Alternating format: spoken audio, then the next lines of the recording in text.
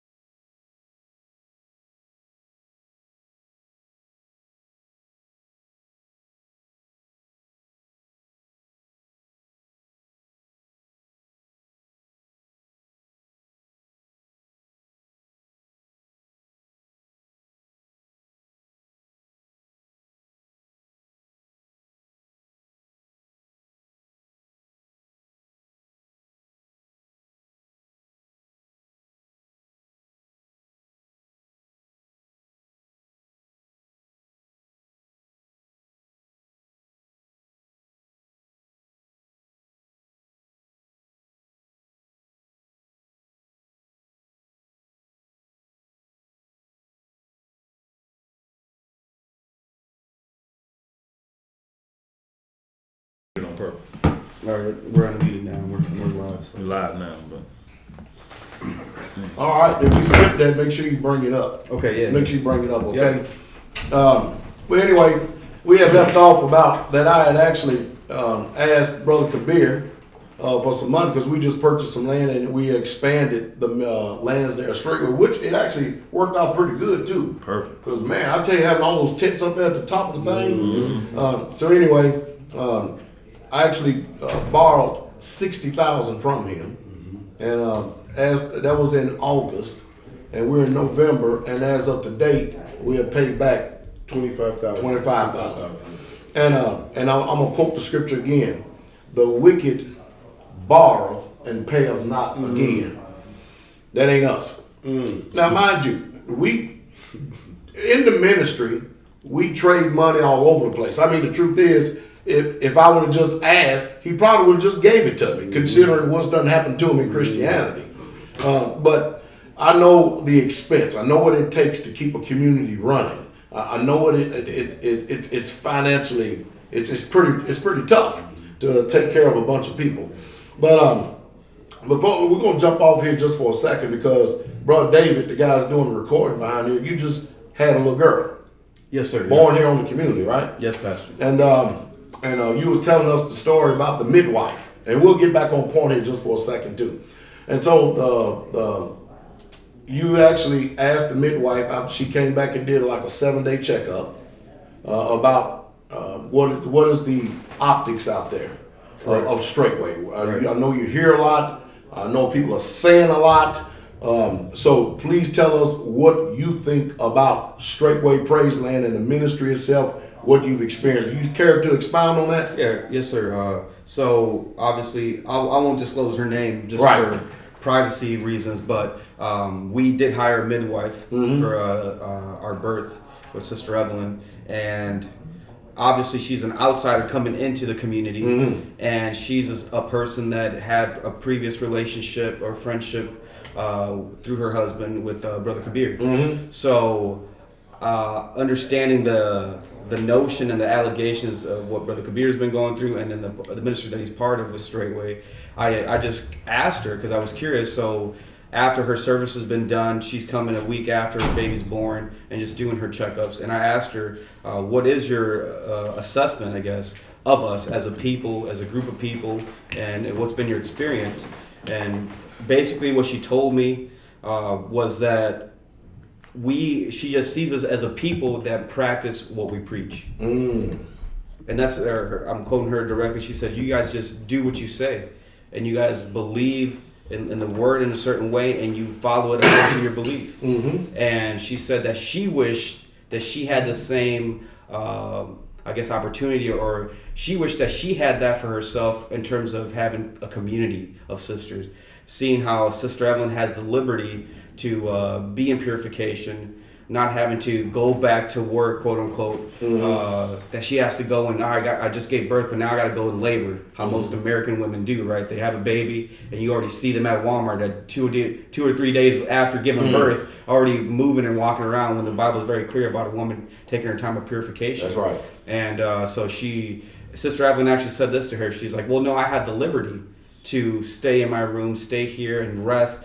and bond with baby and take this time of purification. I won't have to worry about cleaning. I won't have to worry about cooking. And she was just, you could see it in her face. She's just like, wow, like you have the liberty. And I'm not sure too much about her situation, but I can only imagine that she doesn't have the liberty to just not work. She has to bring money to her home to help with finances. That's typical, right? In American society, you know, two incomes is barely enough to make ends meet. But in a community environment, you can have the liberty. Our women have the liberty. They have the freedom to actually obey the Bible, to be chase keepers at home. And it's just a beautiful freedom. Brother Victor just had a son down there straightway, and same thing. Sister Jordan don't have to leave the house. She can bond with baby. Her husband, as well as the sisters, they come by, they check on her, they make sure she has everything she needs. She doesn't have to get out there and hit the 9-to-5 job. Of course, we're going to address that a little bit later too, because our scriptures teach us, our Bible teaches us that a woman ought to be a chaste keeper at home. At least that's what our book says. It's kind of hard to mess up that interpretation, though, isn't it? Yes, sir. But anyway, we was on the money situation here for a second. Go ahead. Can I say something? When I was in Christianity, and this is why it blows me away, because when I was in Christianity, and I was always a giver. Right. This didn't change. I was always a giver, but I was part of a ministry. It was a ministry, and I'm going to say names. It was called Leap of Faith, led by a guy named Pat Boyer, right? Completely abandoned me. We don't even have a relationship anymore. But I loaned him $750,000. Man, I asked for chicken feed. Let me take it back.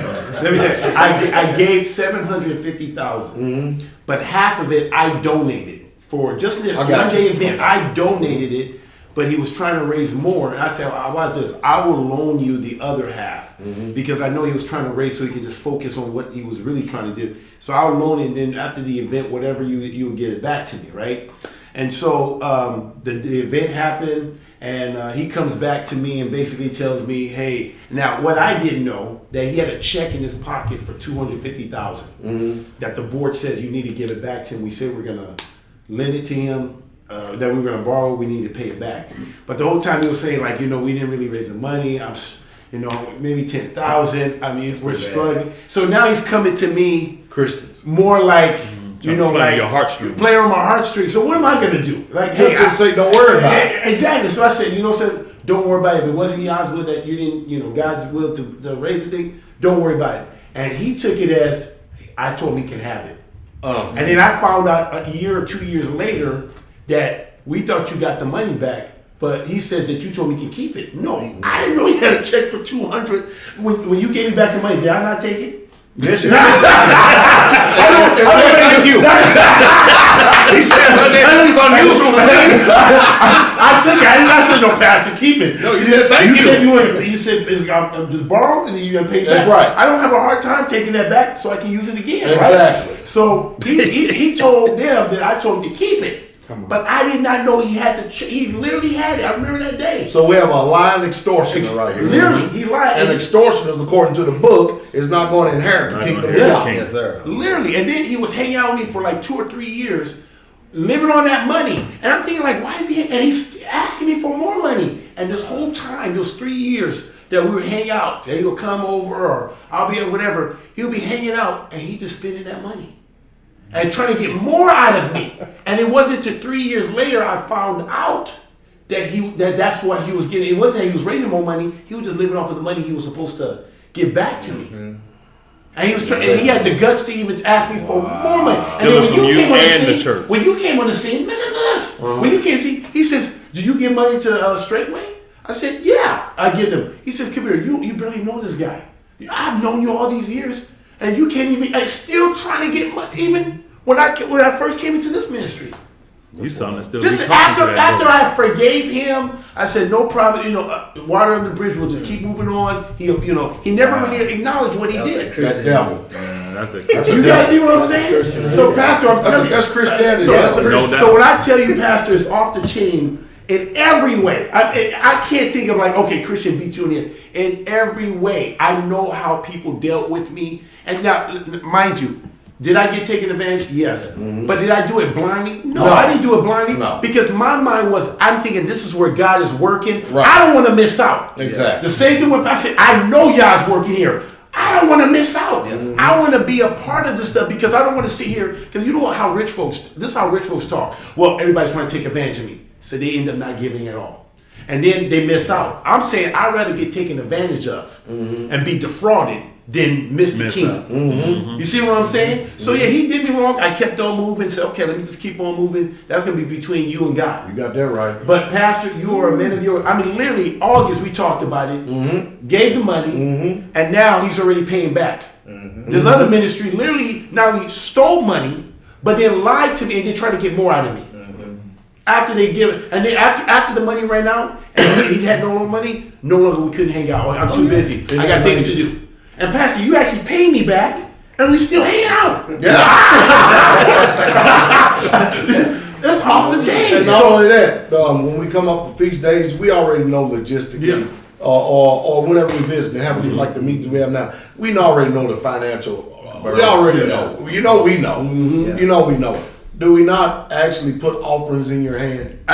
When I got here, I got people giving me money. I mean, every say That's it. That's off the chain. I'm not used to this. But Christians don't do that. Christians do not do it. So Christians think since you're a millionaire, you already got money, you don't need it. So we don't have to they don't do it. show They just up. come in here, say nicely, maybe sweep a little bit here and leave. But they don't give me anything. They say, "Oh, you got money. Why do we need to get?" And these are people that got more money than all of you guys. Yeah, I believe And they don't give offerings. Yeah. Even you guys taught me even that. Even being in this culture, have taught me this is how we do it. This is how our culture. When you go in there, you bless the people that you're going to. I learned that being in this, not in Christianity. Not in Christianity. And so, Pastor, this ministry is just and when I used to have gatherings here, right? It usually because it was a game, right, or some type of event. Now I know we have a debate, but really the debate is an afterthought. Yes, exactly. We really was going to do this anyway, anyway. And the debate said, well, since we're here, you can have the debate right here. You guys just come out here just to fellowship, but we do this week in and week out. This is just a bigger one because people come from out of town, but we do this every Shabbat. Every Shabbat, I was never a guy that partied when I was in Christian. I probably had more parties, but really gatherings, assembly where we have food, drinks, and everything like that since I've been in the faith. Never experienced that in Christianity. Never. And usually it's fundraisers when you had stuff like this. Here, it's just fellowship. So anyway, I just want to let you know, Pastor, it's off the chain. So I mean, over $300,000. I gave $750, and the guy didn't give me anything back. I was trying to get more. And the Bible said, "You're faithful in the little things, you'll be faithful in the big things." I already know. And Pastor, you know, I already told you can ask. I didn't ask you. That's right. I didn't ask you to go. You said I said, "Okay, Pastor. I mean, whatever you want. This is what I want to do." And you said that you want. I'm just saying, hey, that's it. Yeah. And then of course, Elder Mitch. Yeah, he's been there a while. He had an experience. All of us got testimony, but yeah. Elder Mitch, we'll go on this experience, then we'll keep it moving. So going back to what I was saying earlier, coming here, people are jealous because of what he's done, even with young men. So we have been empowered down there in Houston, Texas, actually, to come together, live communal, save up some money, and I would say it was like 2016. We came together. We had a lot of money, over $100,000, but I didn't have all the money with me. And we were seeking to get closer to Straightway Community, and we purchased. We just need to close on 80 some odd acres up there in Kentucky. And I was going to leave, drive all the way back down to Houston, like a 15-hour trip, and turn right back around and come back with all the money. Well, instead, Pastor said, "Hey, you don't have to do that. I will give you," it was damn near $70,000. He said, "I will give you $70,000 in your hand. You guys go close on the land." And mind you, he said, he just gives so we can not come back and pay at a later date. We went, closed on the land, went all the way back down to Houston, Texas. The very next weekend, I got in a rental car, drove right back up, and put the money in his hand. Sure did. And so this is the type of trust that we have between one. This is the type of love that we have between one another. This is the bond. This is the sacrifice which we have created. So I just wanted to make sure I threw that in there and had concern. But like you said, we could go on and on about things that we've all experienced as far as what we do for one another. And ain't nobody mad but the devil. Because out there in these camps, out there in these little, whatever you want to call it, their little homesteads, or let's just say like the Thomas Murray tribe. Notice his tribe consists of only him and his family. You know, let's just take, you got 12 tribes in Israel, right? And remember, I just went over what happened out of Israel, how many polygamous families you had in it. But in each tribe, there was multitudes of families. There just wasn't one family having one bloodline, and then everything only comes through that one patriarch. See, that's redefining and resculpturing what the scriptures actually say. And that's the reason why these things have to be addressed, because if people get out here and bump their gums and try to present this as truth, and then the people that have unsuspecting minds are going to bite off on it as if it is true, while this man is over here he's selfishly amassing wealth, which is his business. If he wants his women to get out there and go to work while he sits at home and bang concubines and bang wives and everything else, keep making more babies, and everybody else out there are W-2 wage earners, while he can't put himself under that, but you can put your wife under the authority of another man. That's broke. That's broke as all get out. You go check the history of Israel and go all the way back to the Torah and see that any time when the Most High Yah has freed us and we give us the opportunity to be able to possess our own possessions and live on our own lands, see if any of the patriarchs or any of the tribesmen heads went out there and had their wives to go out there and work for the Babylonian system. Didn't happen. No, they weren't. They was chase keepers at home. We went out and got the food. We went out and got to make sure that we provided food, clothing, and conjugal rights. We give them the resources so thereby they can do their job. That's what the whole reason for it was. Not to sit back and do all this mess that these people are trying to redefine scripture and then trying to make you think that unless you're a patriarch this way, then you can't be saved. That's bullshit. That's redefining what the word said. That is flat out bullshit. And it's out of order. Now, we got a woman who I used to at one time think highly of, who apparently this man is not man enough to get out there and say the stuff he need to say himself, but he got this, I can't even say skirt, because we met her, she's wearing pants. That's right. I mean, she's wearing pants, and I keep telling y'all, these are the type of people that what they do is when they get in front of us Hebrews, or some of you unsuspected mind people are Hebrews, they put on like they're Hebrews. They speak as if they're Hebrews. But I'm telling you, behind the scenes, that's the reason why you can't peer into their lives. There's the reason why you can't get in a car and drive to their land. The Bible says when you enter into a city, you inquire there who worthy and there abide. And before I go on, Elder, tell them about your experience with Mr. Murray. Same thing happened that you're talking about right there in the Bible. We did that, and we had it set up to where we were supposed to come. And he in North Carolina, and then through Gina, he rescheduled. So we had to reschedule a whole plan, show up. We showed up the day we were supposed to meet with him. He told us that day, or through Gina, couldn't meet with us, right? So we like, fine, this is on 6th day. So we going to Sabbath and everything.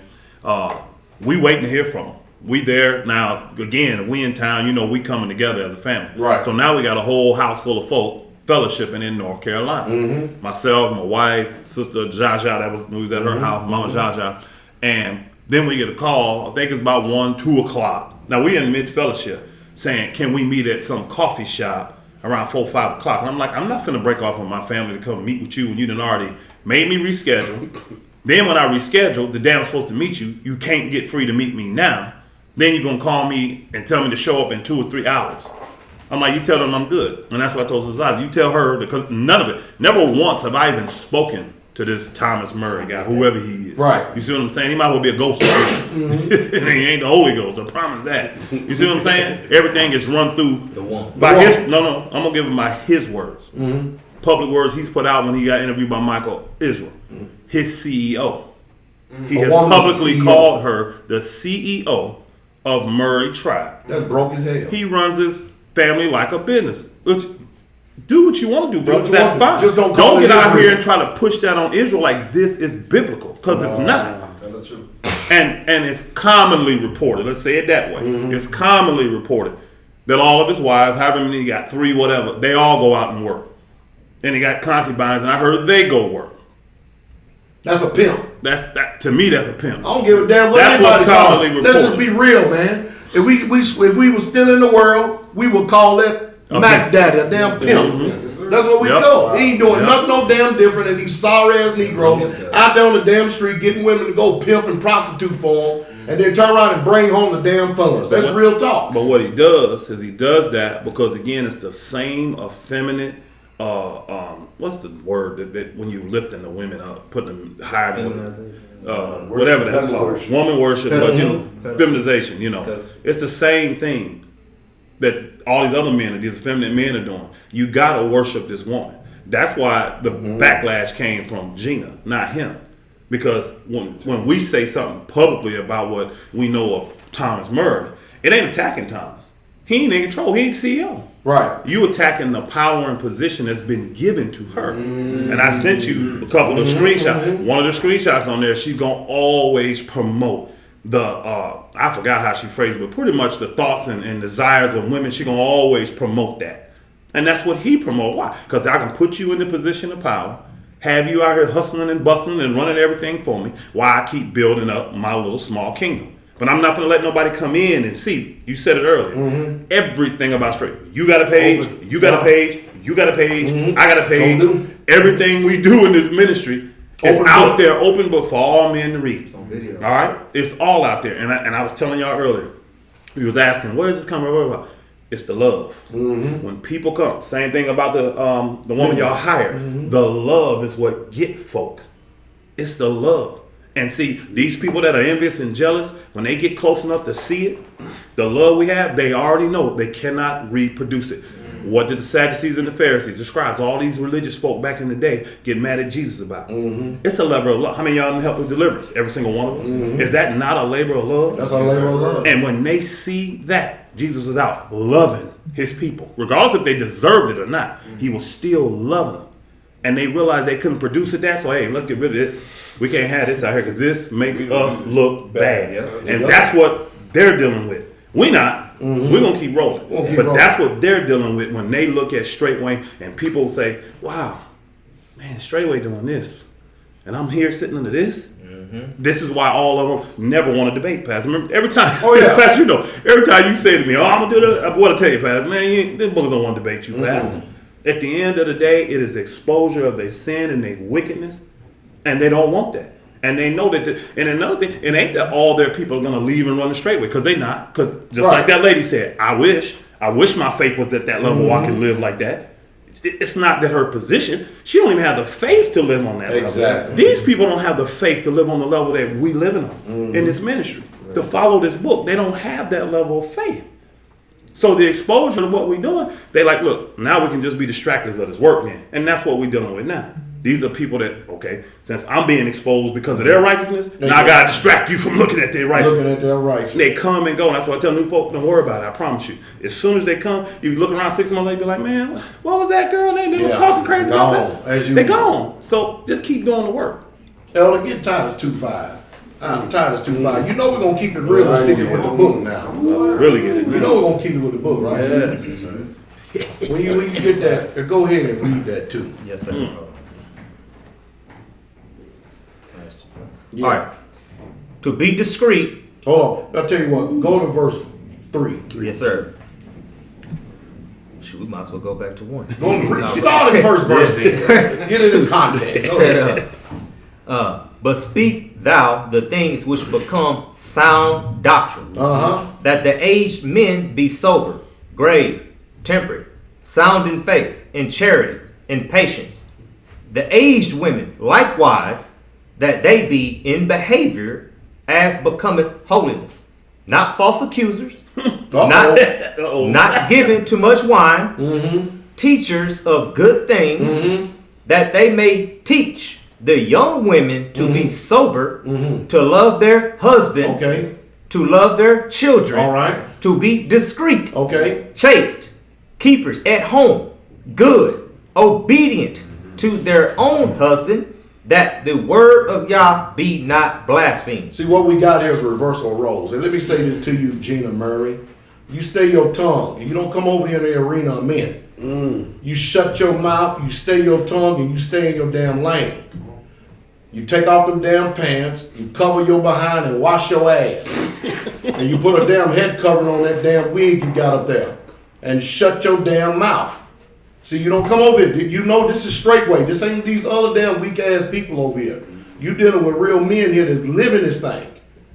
And if you don't like it, you get all stirred up, I'll get my Ishais to deal with you. And we'll just leave it at that. But Thomas Murray, it's a damn shame and a disgrace that you sit behind the damn pants of your woman and let her get out there. And you don't see my wives out there. You don't see none of his wives sit out there on Facebook, on social media, out there bumping their gum and blasting their lips and speaking amongst men. See, this is the reason why we systemically continue to keep having the troubles that we have and this so-called discord. They want to try to charge us as if we the ones are guilty of all the discord among the brothers when we're not the ones that sow the discord. I'm not he that troubleth Israel. That's right. Israel is already in trouble. That's right. And what we're doing is bringing clarity to make sure that you all can see that the damn trouble that they're putting out there, so that the smoke screen that they're putting up there and the lenses that fall, we wiping the dust and we wiping the cloud off of it, so you can see it as clear as it is day. So we ain't gonna stay on this too long because it's not worthy of the time of it. You know, at least that one is just simply not. It's not. But I'm telling you right now, woman, you need to shut your mouth. And then she had the nerve to call somebody a clown. Yeah, she Who did. the one wearing the damn makeup? Talking about a damn clown. Who the one is wearing the damn makeup? Now see, I'm telling y'all, stay your tongue, shut your mouth, and stay in your lane. And if you need to say anything to us, which you shouldn't, you talk to our wives. Now, if your husband got something to say, the way we deal, we ain't number the few states over. That's it. We'll come straight to you face to face. No doubt. That don't mean that we're gonna want to throw down or nothing. I mean, why? What kind of strength does that give us to damn knock out an old man? No, we're gonna just talk about this as men. And if we want to go there, straight away we'll escalate it in a heartbeat. We ain't got no problem. There ain't no problem with that at all. I don't give a damn who. We don't care who it is. But what we're trying to do is show all of you out there that there's a difference between the holy and the profane. There are people out there that they are stage playing hypocrites. Yahshua said it best, and he reiterated 1,000 times over: by their fruits you shall know them. Most of you been eating so much rotten fruit and GMOs and stuff, you don't even know a good fruit when you see it. You don't know organic fruit when you see it. And it's a sad situation. It really is. Let's go and address another thing that's systemic out there on the internet there for a while. I'll tell you what, we'll briefly get on this, and then we're going to get on your experience in communities. All right? This lying-ass Eric Gonzalez. Now, Elder Rufus and all y'all been around for a while. The allegation and accusation is that I stole this man's wife. Is that true? No. Hell no. Now, you married No. biologically. No, because he's only a sperm donor. I got you. He damn sure ain't no father with his punk ass. I got you. You follow me? But you married to my daughter, that he says is his daughter. Yes, sir. And if you ask her who her father is, who will she say? You. Isn't that amazing? Yeah. Now I always say this. First of all, if I am strong enough as a man to steal your wife, then you wasn't shit anyway. That's right. You on a damn thing anyway, then, wasn't Right. you? That's true. That's just hypothetically if that was the case. All right? That's real talk. So see, I promised the children that when they were young, I said I would not say nothing about this situation until y'all become grown and come of age.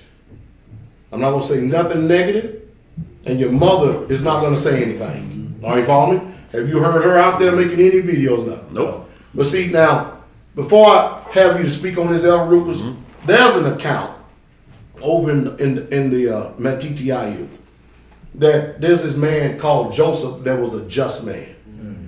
And he was willing to put away Miriam privately. In other words, he wasn't going to slander her name and defame her and give her an evil name amongst Israel because he's running dirty. Now, we got true witnesses of his homosexual acts. Yep. And his damn advances that he's made towards young men that actually live on straightway. That's right. And we can bring them up here itself and let them testify. Yep. And being actually caught in the act of adultery. Yep. And actually become a damn laughing stock at the old church, Metro Life, or whatever it is in Florida, Miami, Florida, where he was committing adultery with some fat ass white woman down there. And that's real talk. That's real shit. All right? So This guy turns around and he's flat out lies and says that I took his wife from him when he literally abandoned his children. Elder Rufus? That's exactly what that scrub did. And he know it. He lied to Pastor Dowell coming talking about, I think somebody had to sell his house. Yeah. Mm-hmm. But the pressure of having to do that and run his little dog kennel and keep funds coming, you know, he took advantage because he saw the love. Mm-hmm. He knew that that was a safe haven for his family. But the part he wasn't telling everybody was that he was really just trying to get his family out of Florida so that he can do his mischief and have all these women that he wanted to have and be running through them women. So here, 3 months goes by. 6 months goes by, 9 months goes by, year goes by. His family is still down there. And Nelly wants to be back there in Miami Sister home. Nelly was trying to because what he was doing, remember, he was showing up on feast days. So y'all know the major feast, that's only twice a year. He's showing up. 3 times, 3 times I'm saying, but he showed up the Passover and he showed up for Tabernacles. Those 2 times when he was showing up. And he come with a little something, the little silver, a little bit. It ain't like, I mean, this whole time we've been taking care of your wife and your 3 children. That's right. That's 4 people got to be fed, shower, heat, clothes. All that. And he was saying an average of $50 every 3 months to him. That's just that booger, man. So we sit here and watched all of this, breaking the heart of his family, and straightway took him in. And then in the end, when Nelly just couldn't take no more of it, and decided I got to get out of this situation. You know the reason why? Because in the Christian church, they told her that she had to actually stay in that abusive relationship because there's no such thing as divorce. Yeah. He already done breached the contract by abandonment, by not being able to provide provisions. Yeah. And everything that the Torah said. He wasn't a husband at all. Go ahead. He just wasn't a husband at all. And we sit there and watched all this for all this time. And then when Nelly finally said she had enough and dissolved that thing, because again, it was generated by the state, y'all. It wasn't formed together by Yah. She dissolved that thing, and then that's when the situation happened. And then the pastor said, you know what, this is a good sister. And he did the righteous thing by covering her, and not only covering her, because he followed what the Apocrypha said. He was being more of a father to those children that this man had abandoned than a husband to Sister Nelly. And you know our community, we was coming every month. We was coming once a month. So I got to see all this. I got to watch the integrity of this man, take in this man's family, and pay for everything. Provide. They came with nothing. Y'all think about it. They living down in Miami, Florida, where it don't snow, don't go below 50. Go ahead. Nothing. Now you coming up here to Tennessee where you literally in Kentucky. You're 7 miles from Kentucky. So what y'all think happened when that first snowfall came? If it wasn't for Pastor Dowell and Straightway, they wouldn't have had no coats, they wouldn't have had no boots, they wouldn't have had no thick socks, they wouldn't have had nothing thermal, they wouldn't have had none of that stuff. He ain't contribute a dime to that. So then to get out here and try to lambaste Pastor Dowell and at the same time embarrass himself and his wife, telling all the old past business. I mean, she was never that, way past that. How many of y'all want y'all past before coming to the faith? Out there for everybody to hear. Out there in the court of public opinion. Yeah. And again, it's the same thing I was talking about If earlier. it wasn't true. It wasn't. Most of that stuff was made up, fabricated. But again, it's the same tactics that everybody uses when you cannot argue the doctrine, because you're functioning in love. You're functioning in the book. And you showing love even though this bucket don't deserve no love. So now I got to distract everybody and make up these fabricated stories that this man stole my wife, he did this, and he wouldn't let me see it. It's just a lie. Just a flat out lie. And all these fools for all these years done bit off of it. And some of you that were possibly ordained to eternal life done cut yourself off from it. From sitting about believing a lie. Go ahead, Elder. I gotta say this because now that we're bringing this out, but I don't know any man in their right mind. Why would I want to bring my family anywhere? Ain't no way in here. I want mine with me. My family gonna be with me. I don't understand. I don't comprehend. And not only that, it was 3-4 months in. Whatever.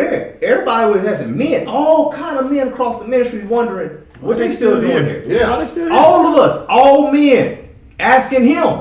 He has no answer. Asking him. He said he said specifically, oh, they still visit. They just visitors. It's 4 months down the line. It's 6 months down the line. What are they still doing here? Men wondering, man, why would I wanna just leave my beautiful wife, my beautiful children? Why would I want to just leave them somewhere? Why do I just want to leave? I don't understand that. How do you do that? I cannot understand that whatsoever at all. What I cannot double life. When you talk about what you want to go do, you want to go live a double life. There's a lot of things people don't understand. And you already brought it up. We got 2 brothers down living on the land right now. There's so much I got from them Florida brothers down there about this man's dirt. But like he said, we wasn't saying nothing about it. We was preserving the children until they got older. Yeah. Because I told them, once you trek, all y'all cross over that 18, 19 threshold right there, that's I'm going in full blast at his little sorry ass. Yeah. You damn wicked ass nigga. He ain't even a Negro. Damn. Anyway, let me.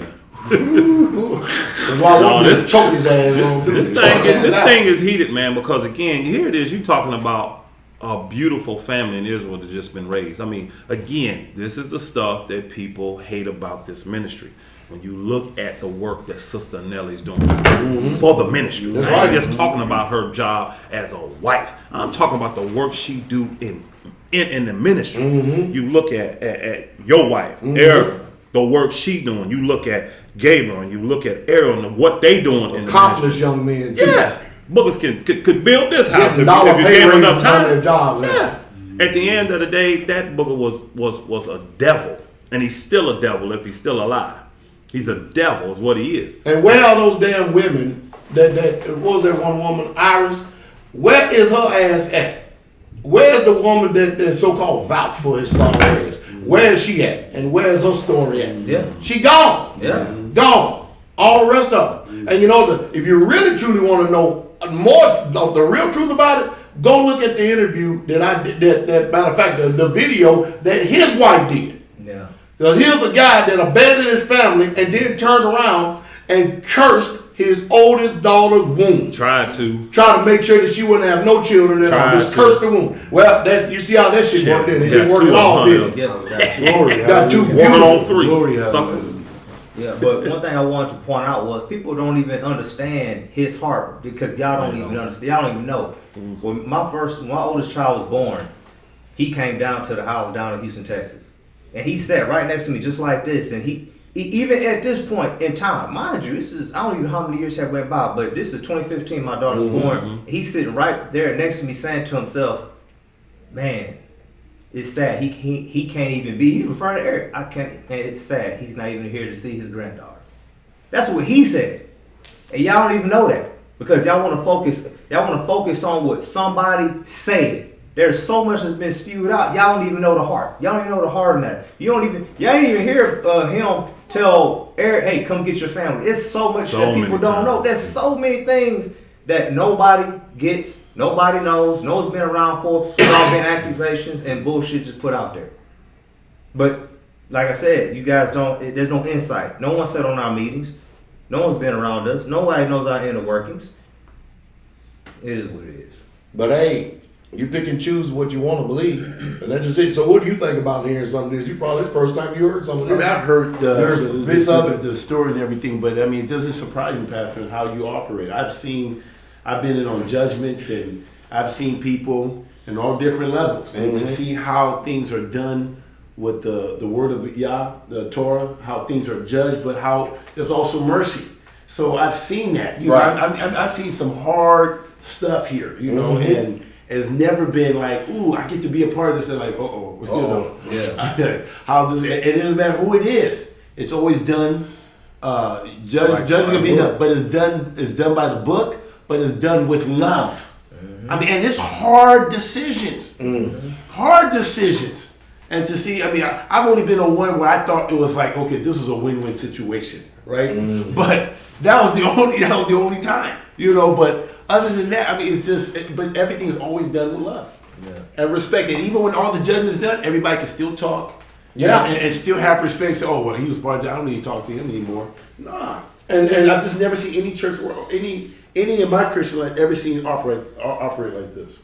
And it's sad that everybody seems to think that, you know, of course I know Smite the shepherd, the sheep was scattered. Everybody want to talk about it. They always do. But they don't understand the same spirit that runs down from me in this ministry, it trickles to everybody. Yeah. I can't, man, time would fail me to tell you all the times that Elder Rufus took him and his wives jump in a vehicle and drive 18 hours across the damn state lines and stuff just to go help Israelites out.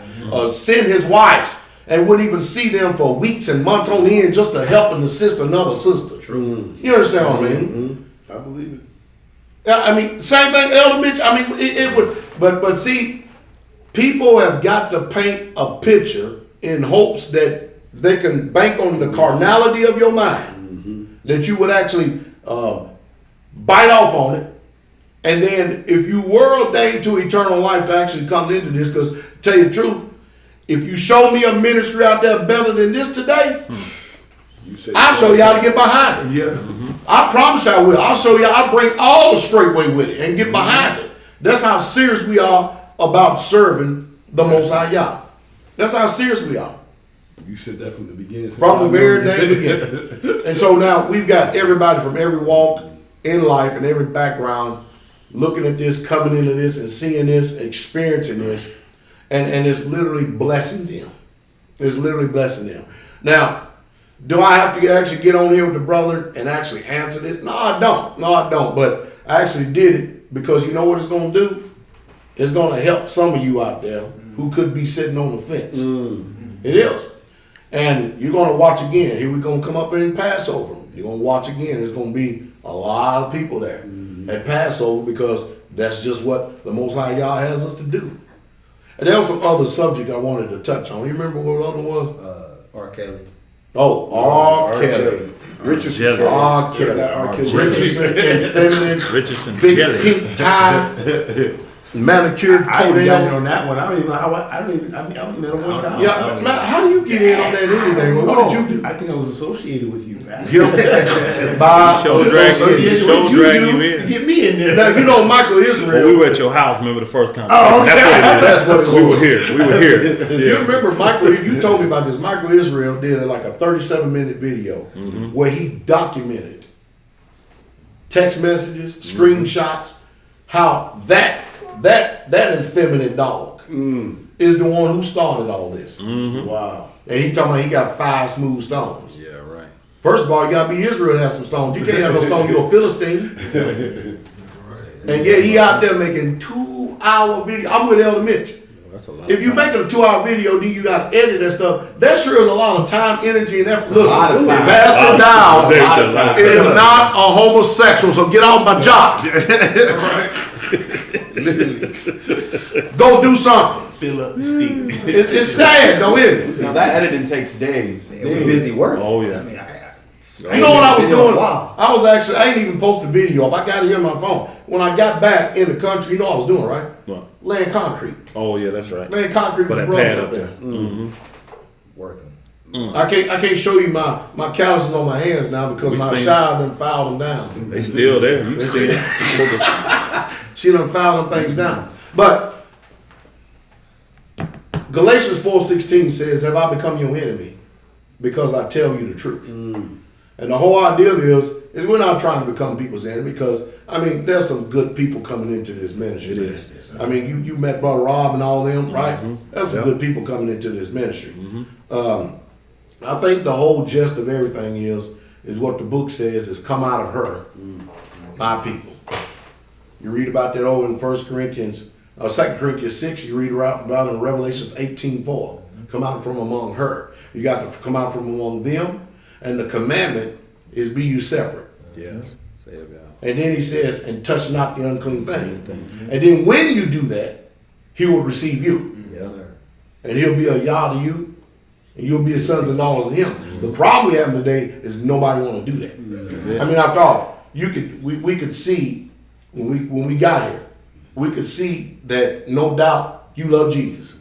That's obvious. Oh, yeah. It's plastered all over the place. You got a baptism up here where the pool is. You got scriptures plastered all over the place. You got icons up here painted and stuff to show the different stories and stuff. And it just, you could just tell that he was an avid Christian after you was a Muslim first, right? Yes, An avid believer in the Messiah. And then he turns around and gets a vision or gets a dream from the Most High vision. And then he showed you that you didn't love him. Now you can say you love him. I love him. I know that I love him. But I keep his You see what I mean? Now, back over here on Kabir for a second. Now here we are sitting up here in this man cave, where he got all his paraphernalia up here and all the success that he's had. and one of the most humble men I've ever met. One of the most humble men I've ever met. And it just perturbs me. It really gets my to sit up there and hear these painful stories of these wicked ass Christians. And so now here we are having our own private meeting, and you got the damn government and the state trying to threaten him with a fine because he's having a meeting. Which, how many meetings have you had up here at this place? I've lost count. I mean, over 15. But it didn't become a problem until the last 2 years. Until the last 2 years, Israel. You know why? Because what he's doing is exposing the wickedness of these Christians. You people got to understand something. Jesus was not a Christian. Paul was not a Christian. I know, if any man suffer as a Christian, what the hell does that mean? If any man suffer as a disciple of Christ, that's what it means. Christianity didn't even come around until the 3rd century. If they were Israel then they still Israel now. That's right. And the problem is see, we are ripping the cover off of Satan. Because I'm telling you right now that Christianity is the greatest tool that Satan has ever used to deceive the masses of the people.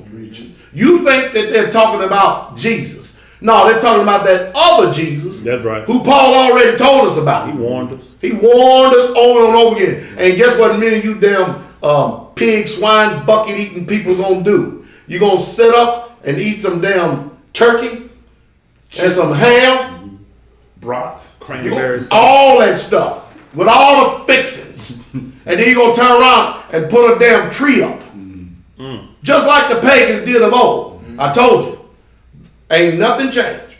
The worship remains the same. Whatever happened in antiquity of old, it's the same thing going on today. So you think because somebody get out there and sing Silent Night, Holy, that they really truly love Jesus. And then they got to fabricate a story, twist warp the scriptures, try to even make it fit a baby in a dang manger. 3 wise men, just lies after lies after lies. And in direct opposition, while you holding the Bible, you're going to go it totally contrary what y'all says, and you're going to celebrate a fat ass man that's going to give 7 billion presents to everybody in one damn night by a damn deer with a red nose flying across the sky. You got to be out of your damn mind to believe some shit like that. I mean, really think about it. How else do you look at that though? How else do you look at that? It's a lie, and no lie is of the truth. I don't care what kind of fuzzy feeling you get on. Then, right at the turn of the spring year, you're going to be turning up there and having a rabbit that lay eggs. Froze. You know, every time you go in on something. Every single time without fail. What was the highest? That's all 400. Get it, let me know. 400 is like 420 something, yeah. Hey, you been getting some high I numbers. told him, man, we come in, we're going to put plugs. How much you had? 420. It actually helps with the views. I know it sucks that it But it keeps... actually helps with the Because views once you they look back on roll each video and then you add up all those numbers, and that's But how if you're many just views you watching got. one time, it's Right. multiplies actually.